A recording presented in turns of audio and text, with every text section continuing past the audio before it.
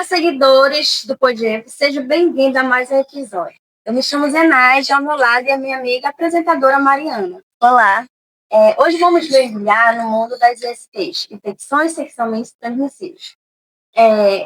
Hoje convidamos uma pessoa muito especial, que é a enfermeira Daniela, que vem trazer sua experiência e compartilhar com a gente a dúvida do nosso público. Dani, muito obrigada por aceitar nosso convite. Seja bem-vinda ao nosso podcast. Obrigada, meninas. É um prazer estar com vocês para a gente conversar sobre as ISTs nesse período festivo do Carnaval, né?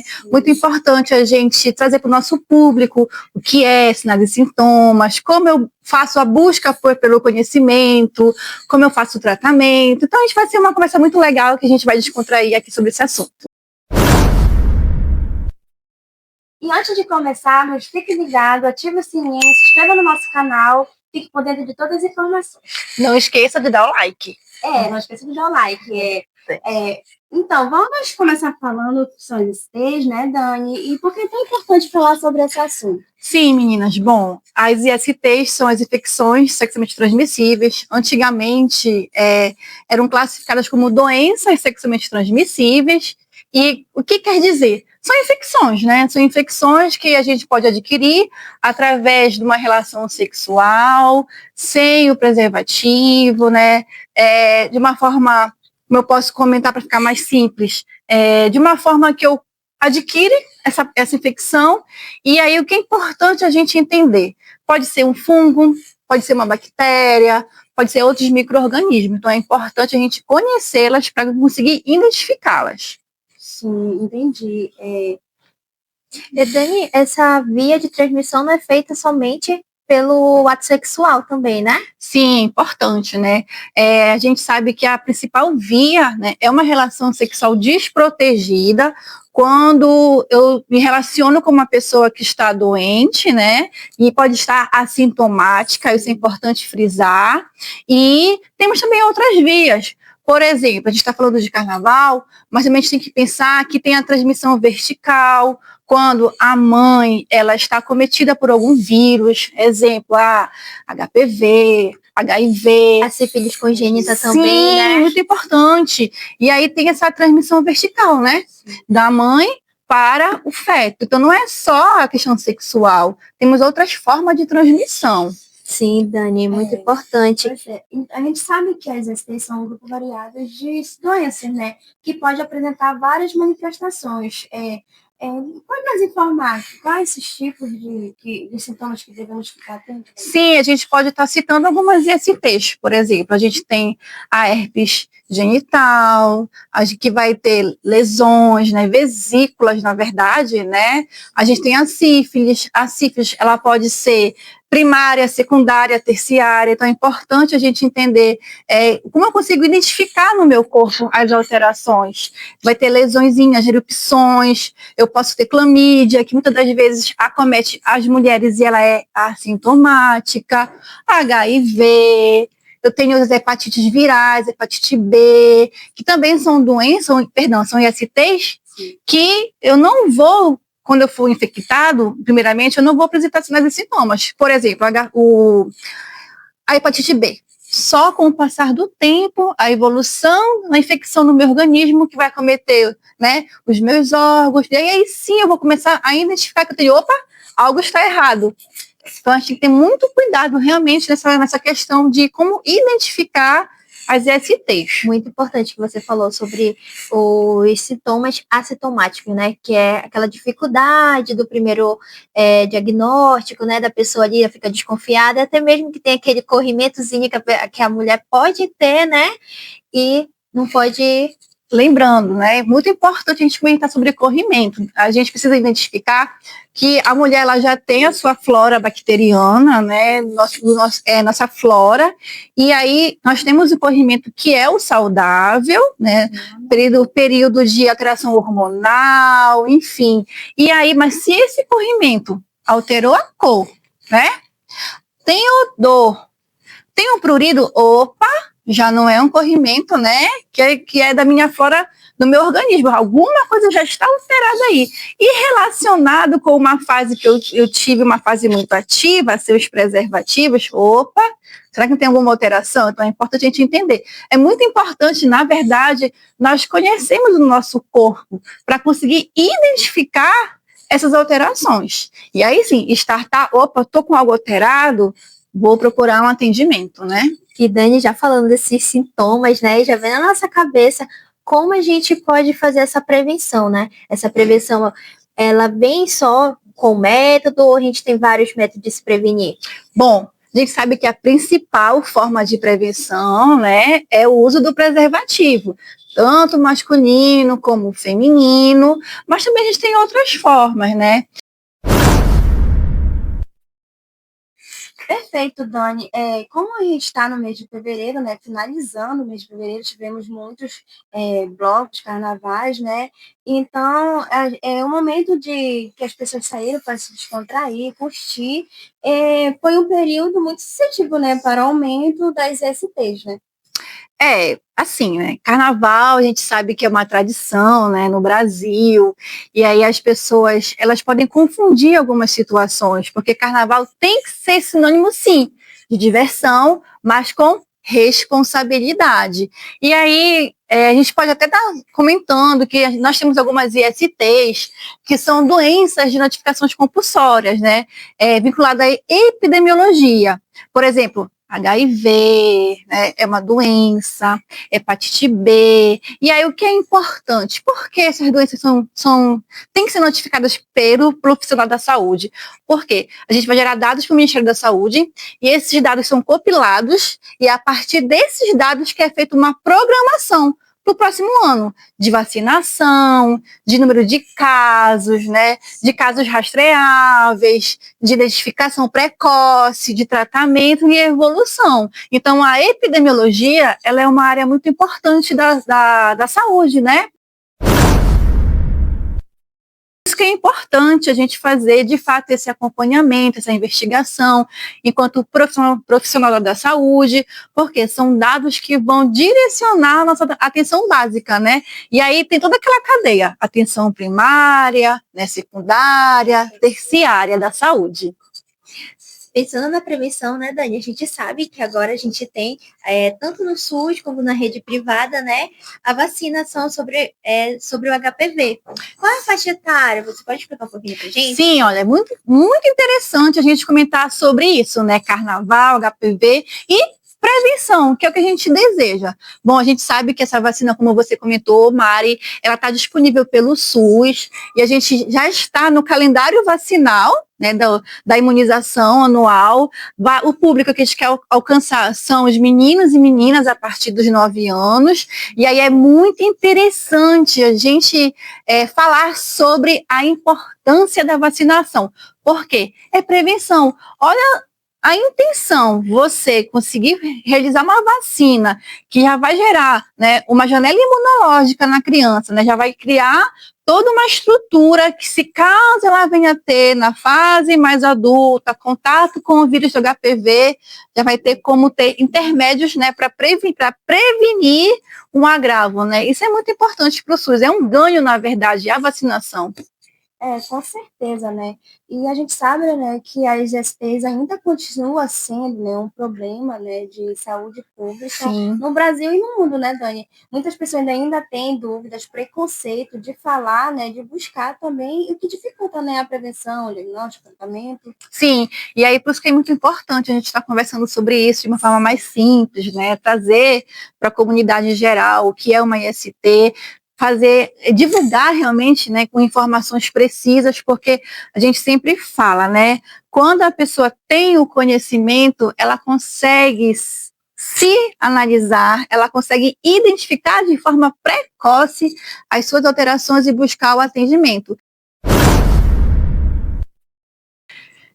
Mulheres são muito mais acometidas também, né? E elas buscam mais o atendimento, diferente do homem, né? A gente tem a política, né, de saúde do homem, não sei se vocês conhecem, nossos públicos, porém, a gente percebe que o homem ele tem uma dificuldade pela vergonha, né, de procurar um atendimento, sim. E a mulher não, ela tem essa preocupação a mais com a saúde. Então a gente percebe essa diferença no nosso público-alvo, né? Nossas vivências do dia a dia. Dani, falando sobre prevenção, né? A gente trouxe mais dicas para o nosso público, né? Ah, legal! Sim, sim, sim. Orientando, deixando uma orientação como se cuidar, se prevenir e tudo mais. Use camisinha de unha ao fim de uma relação. Lembrando que nós temos o quê? A camisinha feminina e a camisinha masculina, que está disponível né? em qualquer posto de saúde. E sempre tem aquela curiosidade, né? Será que as duas têm a mesma prevenção, né, Dani? Sim, lembrando, meninas, que a gente precisa também identificar aquelas lesões, né? Porque eu posso ter uma lesãozinha escondidinha, porque a camisinha masculina nesse caso, né? Sim.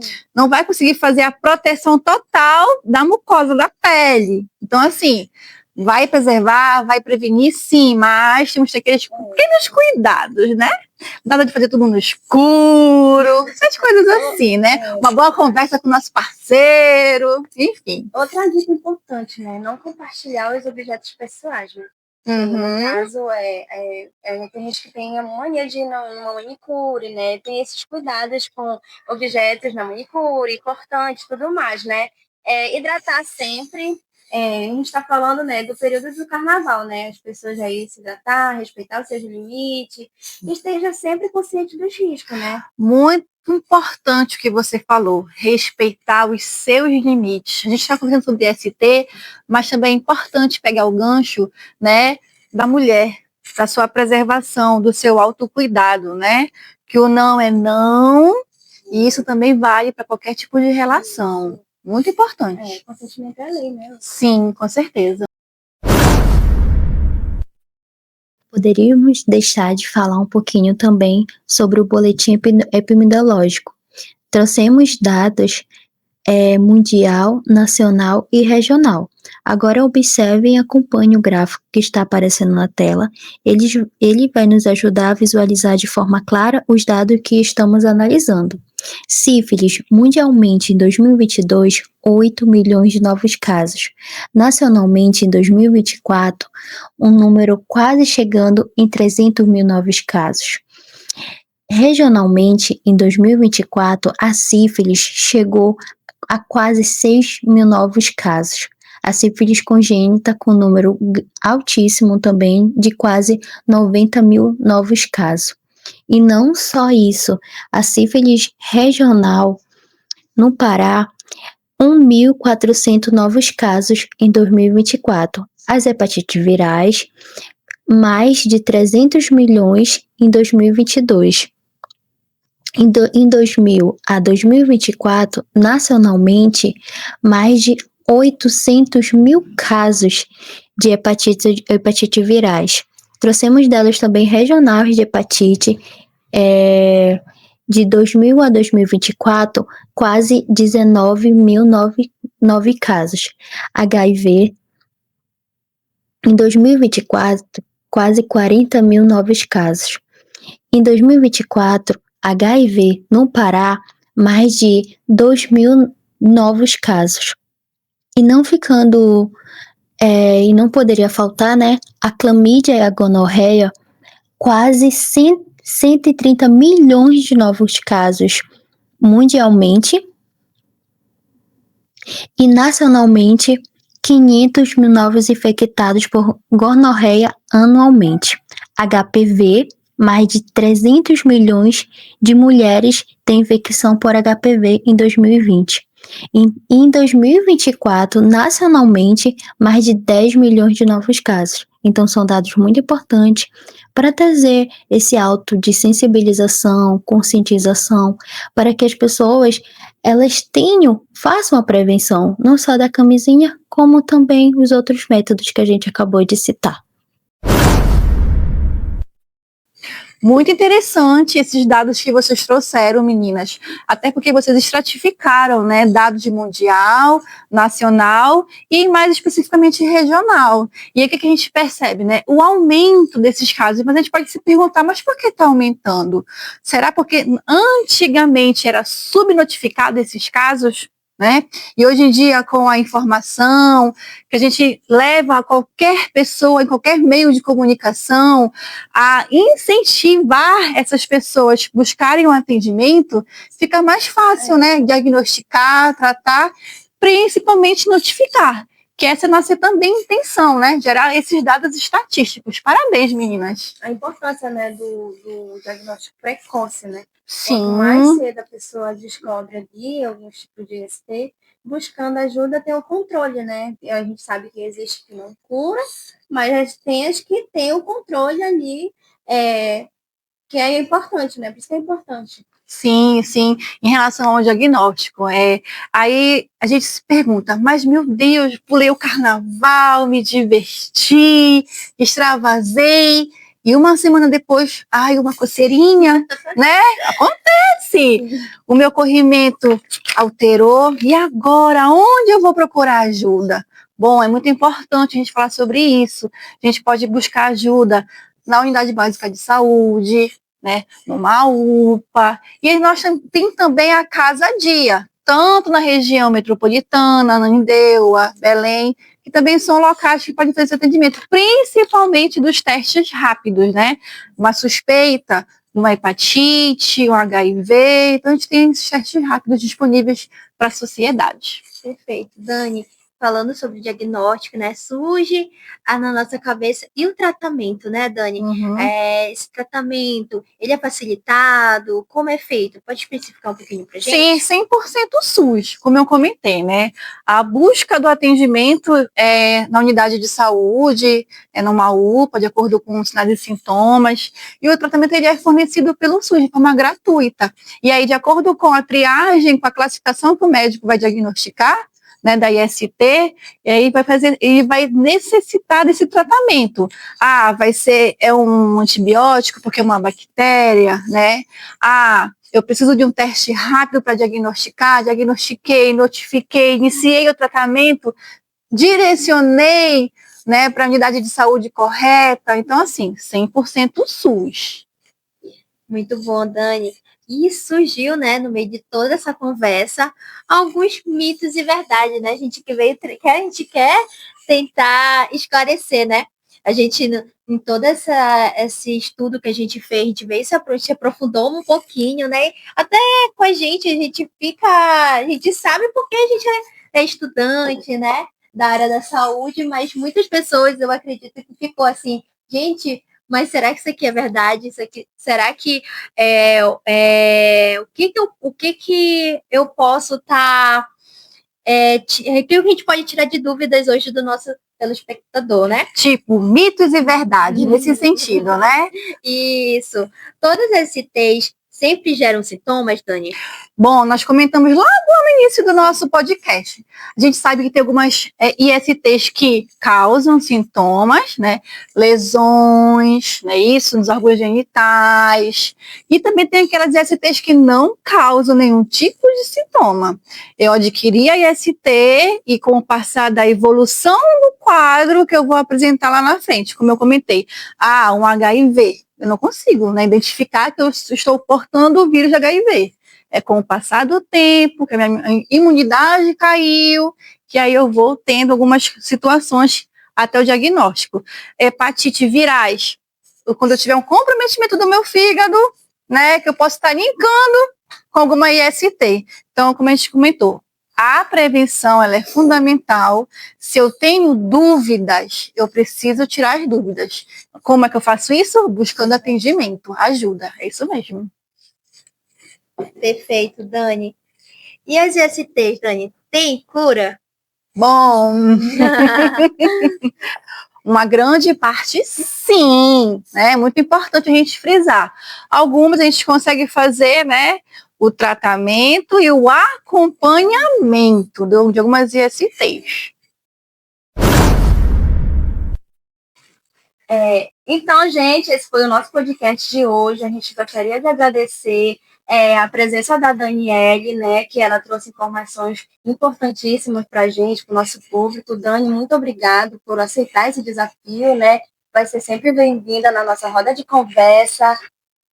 Meninas, eu que agradeço o convite de vocês, fico muito honrada em participar e nós estamos aqui para realmente dividir o conhecimento, né? Propagar essas informações para a comunidade em geral. Quando vocês precisarem, eu estou aqui disponível. Muito obrigada. Muito obrigada, Dani. E lembrando, né, vai sair lá no nosso Instagram o resultado do quiz e já trazendo para vocês também que vai também ter um novo quiz sobre esse podcast. Convido vocês para estarem lá com a gente, interagindo, tá bom? E a gente também queria deixar uma mensagem para vocês hoje aqui. Gente, a nossa mensagem de hoje é: quem cuida, fortalece.